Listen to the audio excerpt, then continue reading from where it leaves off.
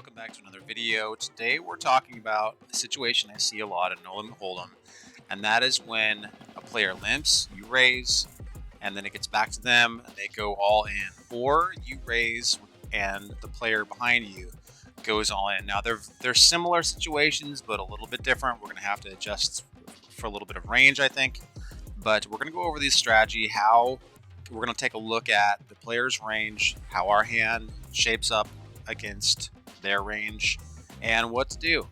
And today we're using PREFLOP. This is available at pokerstrategy.com. This was a replacement for the old Poker Stove that used to be a free web-based application.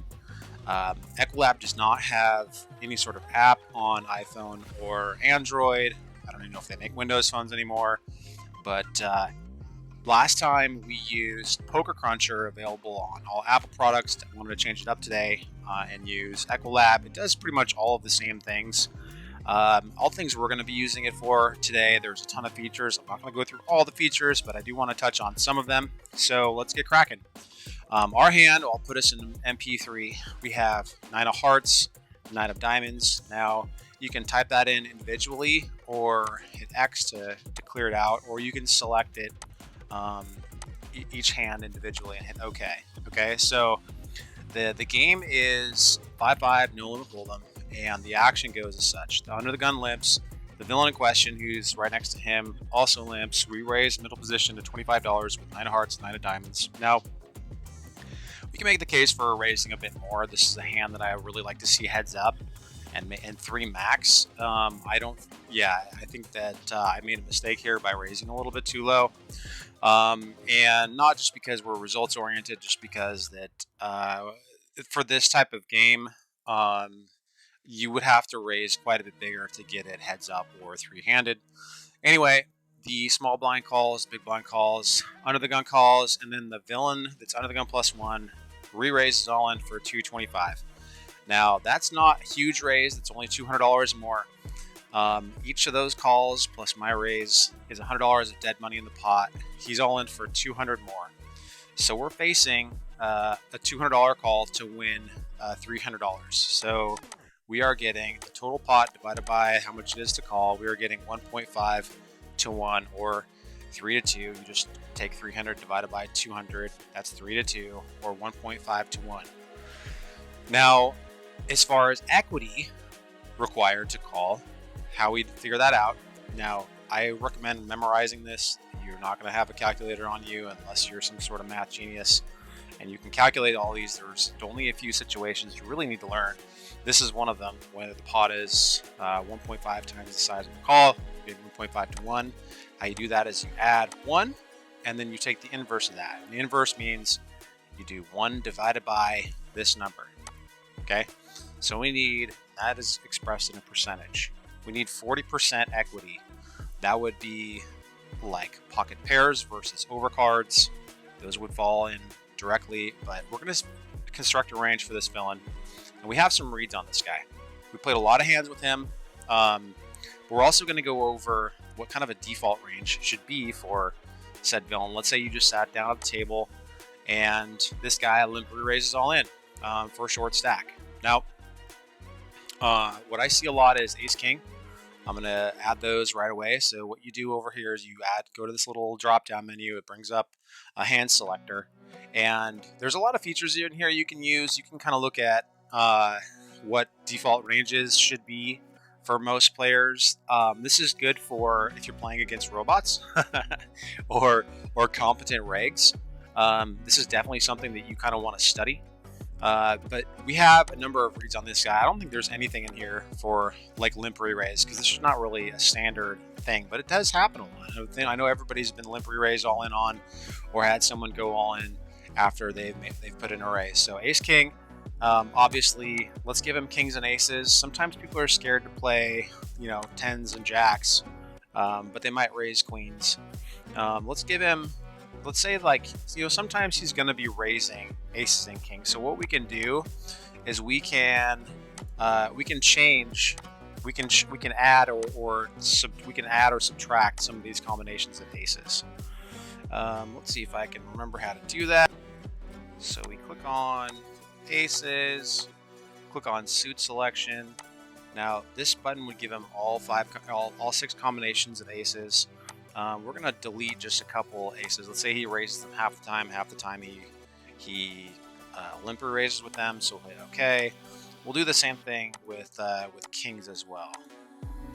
So let's give them all. Let's just pick 3 random selections here.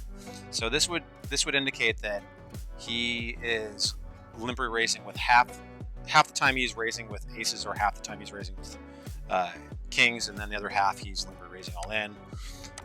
We're not going to give him queens. Let's just see what this looks like. There's only one other combination of ace or pocket nines, so we'll do that. Even though this is pretty smart, it knows the combination. There's only one combination of nines that he can have, and that would be the black combination here. Now hit apply. Okay, now we need to evaluate what our equity is here. Okay, so we're at 36% equity, which does not meet our 40% equity. So we're not quite getting a good percentage, a good enough price to call here. Now, when I was contemplating what to do here, I could have folded, that's actually what I did. I folded. I could just flat, which leaves the door open for other players behind me to also call. Now, there was a player in the small blind who I thought might call here. The player is fairly aggressive, but nines I don't think is a hand that I want to flat here. If I had something like aces or kings or queens, I might consider that. But this is really a hand I'd rather just see, almost 50 big blinds heads up with. It's just kind of one of those hands where it's going to be tough to play post flop, even though I'm in position. I think that just calling here is kind of a mistake. So the other option is to raise it up a little bit, make it somewhere in the neighborhood of like 600, 650. I think that's going to clear out a lot of the riffraff. You're not going to get hands like Jack 10 coming along or anything like that. I don't, unless someone else was planning on limper raising or flat calling and planning on back raising with a monster hand, which would be disastrous, but I think was very unlikely in this case. So what I was thinking of when I had this hand, I'm going to enter my hand again. 9 of hearts, 9 of diamonds, 9 of hearts, 9 of diamonds. I gave him a range of ace king and ace queen as well, and then I gave him also tens and jacks, and then the one combination of nines. So let's see, we'll hit evaluate there. We're over the 40% mark, but what I was thinking before I folded was like, man, if he has aces or kings, if we just add aces or kings to that range, then I'm gonna get crushed. And let's see what happens here when we add aces and kings to the range. So these are all combinations of aces or kings. So our equity goes down about 7%, where we don't quite have the call.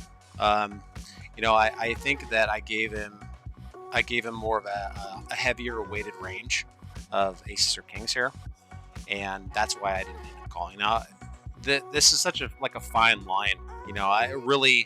That 5-6% isn't really going to make a huge difference in the long term. It's kind of like flipping against when you have a pocket pair versus 2 overcards, when you're all in heads up with queens versus ace king, or vice versa. That 10% is not a huge.